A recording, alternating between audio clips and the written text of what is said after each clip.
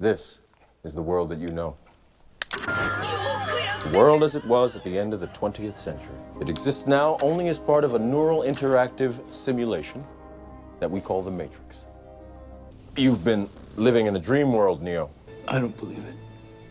It's not possible. I didn't say it would be easy, Neo. Hey, what's up? I think most of you who watched ReZero know Pandora, right? What a dangerous woman. And not only her, but I also believe that the alternative routes are already pretty well known, right? Each route is formed by one of the 7 deadly sins and shows what Subaru would have become if he had done something differently. And for those who just stumbled upon this, here's the thing. Alternate routes are futures that would have happened if Subaru had changed his choices. Typically, most of them have a point of divergence, which is a specific moment when the story changes course. Oh, Baru, but I still don't understand how it works. Come here, little person, and I'll explain. Imagine you, all spruced up, walking on the sidewalk and about to cross the street. Being the intelligent person you are, you look both ways, just like your mother taught you, and cross the street without any problem. Now imagine a version of yourself who was in a hurry, because they were going to lose that ranked game with their friends, and cross the street without looking. Well, you were run over and died. That's the end of it. That's pretty much it, okay? In one universe, if you looked both ways and had a bright future, you're essentially alive. And in the other universe, you didn't look and you're dead. Congratulations, you've been to an isekai. Basically, an EF statement consists of this: a chain of choices that ultimately alter the future completely. The officially written traits by the author are pride, wrath, sloth, gluttony, greed, and lust. Envy is the main route, so there is no IF. Melancholy doesn't have a history either, so it will probably be released next year. Okay, so what exactly is the Vainglory route? If theoretically there are only 7 deadly sins, why do Vainglory and Melancholy also exist? Well, basically the definition of Vainglory is a lack of humility. A person who thinks too highly of themselves commits this sin. Melancholy, on the other hand, is something like constant depression. It's a lack of self-esteem. In the Middle Ages, it was considered a sin because it goes against the very value of life. These two sins vary from religion to religion. Sometimes they are separate, as is the case in ReZero, but sometimes they are also part of other sins. In ReZero, the sins themselves are embodied by the witches, the bishops, and Subaru in the alternate storylines. For example, Subaru from the Sloth route committed the sin of sloth because he gave up on saving Amelia and ran away. He made the right choice. That's the case on all routes. If she has a sin, Subaru committed it. In gluttony, he wanted everyone's memory. In his anger, he wanted to kill hundreds, thousands of people. And in his greed, he wanted a perfect future. It's always extrapolated. Based on that premise, the vanity route left me with a nagging feeling. Where exactly did Subaru commit this sin? We don't know, but one sin you're committing is watching this video and not being subscribed to the channel. Man, that's too much of a sin. Subscribe already! As you all know, the author always releases an alternate ReZero story on April 1st. It's Subaru's infamous birthday. And among these updates, there's the one for the Route of Vanity. Tape, where's the Melancholy route? Dude, this route already has quite a few chapters posted. There's still more to come. Tape is just spamming chapters. Soon, it'll be as big as the Sloth route. This guy is a legend. In this video, I'm only gonna give a summary of part 1, because it's the only part that's been translated so far by Witch Cult Translations. I swear, guys, I swear I tried to translate from Japanese to Portuguese because, man, I was really curious to know what happened next. But the translation is really bad, man. You can't even understand what's going on. If the folks at Witch Cult translate more, I'll definitely bring them here, okay? Because I'm very curious to know what's in the new chapters. So, what exactly is this route about in general? Well, basically, this route is a slice of life. People are just chilling, living their everyday lives peacefully, going to school and all that. And it's almost bizarre because when we're talking about an IF statement in a ReZero, you can already imagine the disaster. Because 100% of the IF leads to disaster. So this one should theoretically work too, right? But that's the thing. Nothing good comes of it. The author himself says this about the story, that there is no sadness and nothing goes wrong. Which brings me to a thought. First, which one is? What are the chances of nothing going wrong on some route? Second, what are the chances of this route being a matrix, since Pandora is vanity and she controls reality? And third, what are the chances that Tape didn't use drugs? But the real question is why this route is called the Route of Vainglory. Did Subaru commit this sin? Or is it a reference to Pandora, the witch of Vainglory? I have a feeling that Tape never writes anything for free. It's always about showing something without an answer, and this route is probably no different, right? So let's go see what she's like.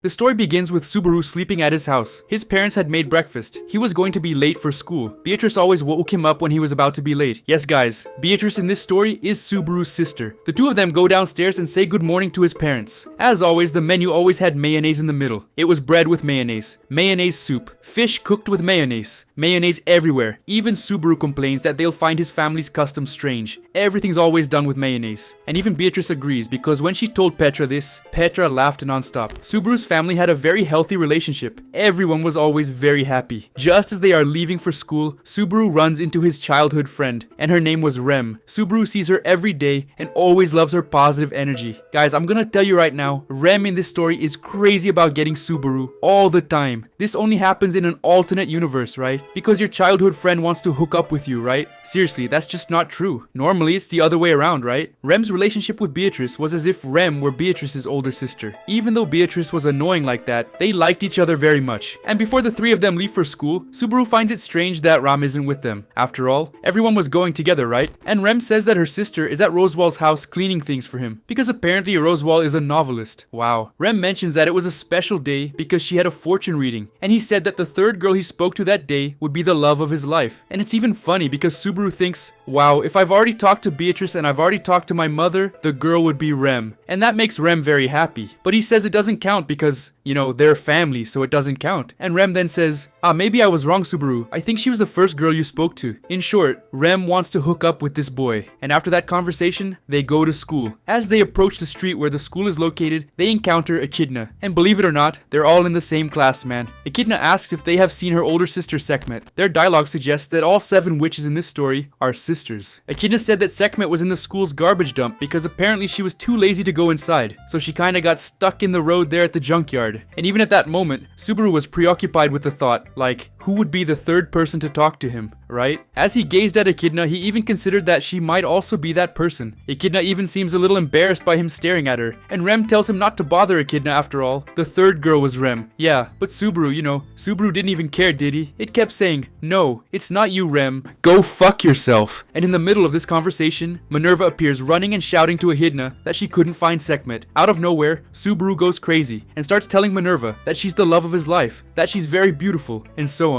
Man, that dude was totally out of it, dude. Leaving aside Beatrice's mother, if he counts Rem and Echidna, theoretically the third should be Minerva. And man, their dialogue is really funny. Minerva, marry me. But I am a maid. No problem. Yeah, but I'm useless. No problem, woman. But I fight for world peace. You are the world to me. My god, what am I reading? But in the end, nothing happens because Echidna steps in and tells Minerva, it's a troll, dude. It's a troll. You're not serious. But he was serious, you know? And Rem, of course, was very upset by that scene, right? Wow. The girl likes the guy, and then he suddenly declares his love for someone else, right? She starts stomping on his foot out of pure anger, and Minerva is relieved because she believed it was really a joke, and Subaru got upset. After all that talk, Subaru and the guys say they won't be able to help find Sekhmet because they really haven't seen her. Then Echidna and Minerva bid him farewell and leave. Just before reaching the school, Beatrice meets Petra, who is her classmate. Beatrice and Petra are in primary school, and there's even a mention of Typhon there because she's also from elementary school. Apparently in this story, appearance is actually the character's real age. Petra, as always, is very polite and likes Beatrice very much. Petra even chats with Subaru and Rem, but soon after, they had to go to their school because it was almost time. Beatrice says goodbye to Subaru and Rem and accompanies Petra to school. Upon arriving at the entrance of Subaru and Rem's school, they are confronted with a belongings inspection. Rem mentions that their school is located in a city called Lugnica. Look at this mess, I'm telling you, look at this mess. The inspection was being carried out by the student council, and the leader of the council was Crush. With Felix's help, Crush was checking everyone's luggage to process the check-in, right? When it's their turn, Subaru and Rem greet Crush and Felix. They give them the material to look at, right? And Subaru said he was leaving now, without his suitcase, because it's empty. While the Crush Felix was looking at Subaru's suitcase, while Felix looked at Rem's suitcase. The Rem bag was the complete opposite of the Subaru bag, most of the belongings that were in bad of the era, in case Subaru needed it. Hey Rem, why do you have 2 pencil cases in your bag?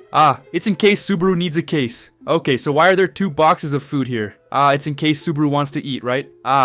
Okay. But why is there a condom here? Basically, Rem was carrying everything Subaru needed on her back. If the guy was hungry, she had food. If the guy didn't have a pencil, she had one. If the guy needed a pencil case, man, she had everything he needed. This makes him very embarrassed because, well, the girl was practically becoming his babysitter, right? But anyway, after the inspection, they go inside the school. And in the middle of the hallway, an argument was going on between Anastasia and Priscilla. Anastasia and she were arguing as usual because Priscilla was wearing clothes that were very different from the school uniform, and it seemed that she didn't want to obey the rules. Now I have a question. How did Priscilla get through the inspection when she was wearing the wrong uniform? What is she going to say? That she got lucky again, right? That's impossible. One thing that is made explicit here is that Anastasia is the school treasurer and the granddaughter of the board president. And for those who don't know what a treasurer is, basically it's the person who handles the money, okay? Subaru even complains that Anastasia yells too much, and then Julia shows up complaining, right? Because, like, the guy really likes Anastasia. Anastasia. Julius and Subaru are friends in this story as well. He only says that Anastasia is like that because she loves money. Julius was the student council secretary, and he tells Subaru to have manners when speaking to Anastasia. Please don't talk about Anna like that. And what's up with her? That woman won't shut up, man. Subaru, don't force me to flip you over again like I did in the anime. What is it? What? Julius asks Subaru the reason for the fight, and Subaru says that apparently it wasn't even because of the uniform. It was because Priscilla brought a stranger to school. Aldebaran was her servant and carried the backpack for her. There were too many cattle. Even with Anastasia furious, Priscilla just tells her to ignore Al because he's just the guy who carries her burdens. Starring the star backpack guy. And it's obvious that Anastasia didn't agree anyway. Priscilla is the laziest person ever. She makes other people carry everything, damn it. Soon that discussion was going to turn into a hair-pulling fight. Julius knew Anastasia was going to get caught. He goes to the middle of them and tells them to stop all that. And Subaru knew it would be bad because one of them would have to go to the infirmary. So, who is the nurse? Yes guys, the nurse is Elsa. Curious, isn't it? Not at all. Subaru comments that it wouldn't be good because everyone who goes to the infirmary, no matter how grumpy they are, comes out all meek. What does Elsa do with the guys in there? What could it be? Julius says that class is about to start and that they should go and leave the mess to him to handle. Subaru and Rem leave the crowd and go to the living room. During the break, Subaru hears someone yell "catch" at him, as if throwing something to him. And out of nowhere, a volleyball appears and Subaru catches it. The person who had arrived there was Reinhard. Subaru and Reinhard were great friends, and it's said in the story that Reinhard is probably the most handsome person in the school. What a surprise, huh? Subaru asks Reinhard why he was there, and Reinhard says he was looking for Felt. And then he asks Subaru and Rem if they've seen Felt, right? But Subaru and Rem say they haven't seen her. Reinhard accepts their answer and leaves to look for Felt.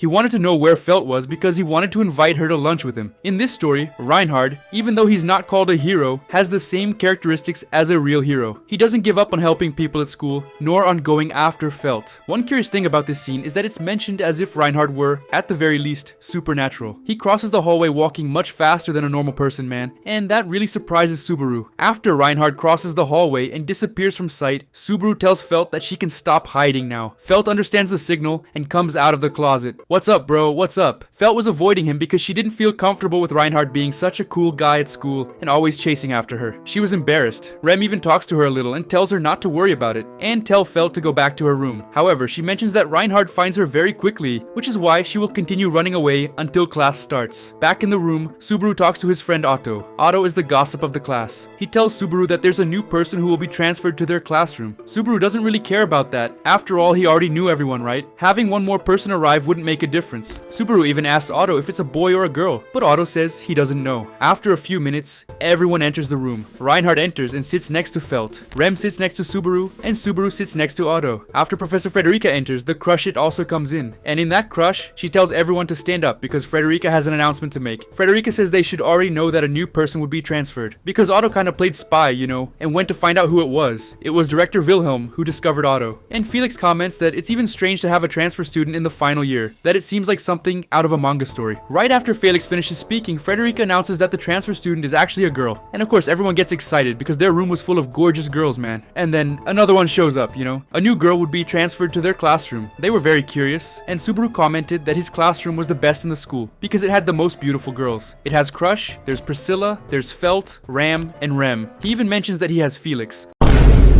But I think you guys watching this video have already figured out who this girl is, right? Who could it be? After the teacher made the announcement, a beautiful girl with silver hair walked through the door. And after seeing her, Subaru even thinks that even though his class had such a high standard of beauty, that girl was still above expectations. After entering the room, she tells everyone her name. Her name was Satella. Just kidding, it wasn't. Her name was Emilia. When Subaru looked at her, he instantly fell in love. For him, what should have been the start of a normal day was turning out to be one of the best days of his life. And it was only Monday. Alright guys, let's go. What's my theory here, okay? This if seems too much like some kind of dream that you don't realize you're dreaming. Things end up mirroring real life, and however strange it may seem, they make sense in the dream. Echidna is the sister of the witches. Beatrice is Subaru's blood sister. Reinhard is cheating for some reason and nobody questions it. That's normal for those who are inside, which is why I think it's like the Matrix. There is no point of divergence. Subaru didn't commit any sin. Everything simply happened as it would in real life. The only answer I see is that Pandora created this illusory world since she can control reality, right? The Witch of Vainglory could be the person who caused this route, but for now, we have no confirmation. I couldn't fully understand the other 3 chapters I read, but I'll tell you one thing up front. Pandora wasn't mentioned at any point, and no one has died yet. Everyone's calm. So, what did you think of this story? Leave your comments below. I want to know your opinion, and even if everything goes wrong, you can always start from 0 again.